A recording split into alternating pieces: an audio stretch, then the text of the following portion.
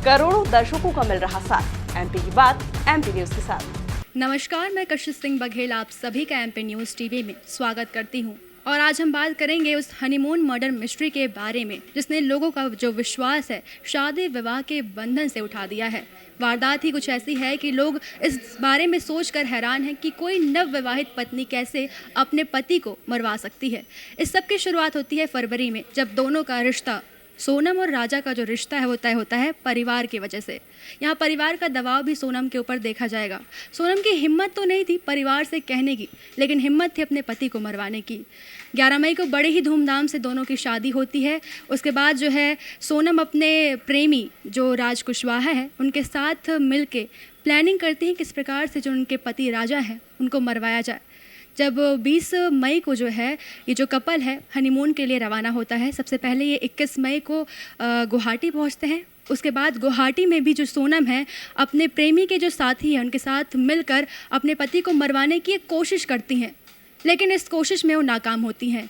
उसके बाद वो आगे एक और प्लानिंग करती हैं जिसमें वो अपने पति को 22 तारीख को शिलोंग लेकर जाती हैं। उसके बाद शिलोंग में रुकते हैं वो लोग और 23 तारीख को जो है वो चढ़ाई के लिए, पहाड़ की चढ़ाई के लिए निकलते हैं।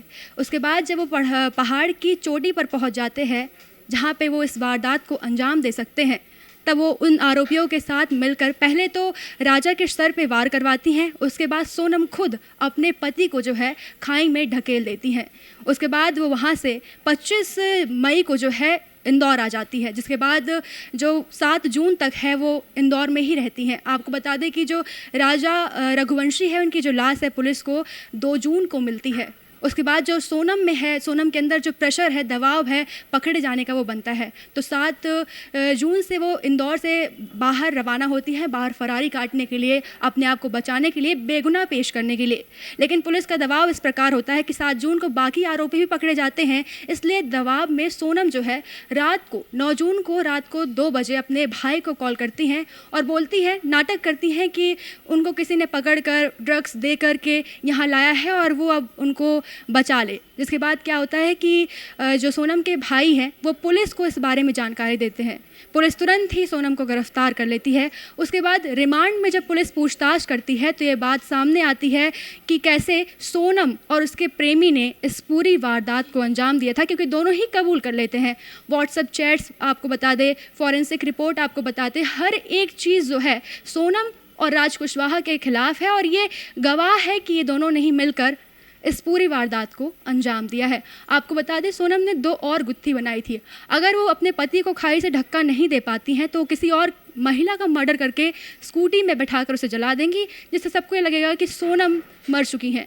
और दूसरा ये है कि वो नदी में अपने पति की मौत के बाद बोल देंगी कि वो नदी में बह गई थी या ऐसा कुछ लापता होने का एक नाटक करेंगी, जिसके बाद सबको लगेगा कि सोनम लापता हो गई हैं। वहीं वो अपने प्रेमी संग खुशी खुशी रहती। लेकिन पुलिस के हाथों से ये जो कानून के जो बोलते हैं ना लंबे हाथ होते हैं, उन लंबे हाथों से सोनम और उनका जो प्रेमी है राज बच नहीं पाए। उसके बाद गिरफ्तार हो गए। इस सभी घटना को देखने के बाद लगता है कि परिजनों का दबाव और साथ ही साथ ये जो प्रेम प्रसंग होता है उस वजह से राजा रघुवंशी शिकार बन गए। इसीलिए जो है बच्चों की सहमति और बच्चों को संस्कार देना बहुत ज़रूरी है। ये थी आज की पूरी अपडेट्स। और भी अपडेट्स के लिए बने रहे एमपी न्यूज़ के साथ। तब तक के लिए नमस्कार। करोड़ों दर्शकों का मिल रहा साथ। एमपी की बात एमपी न्यूज के साथ।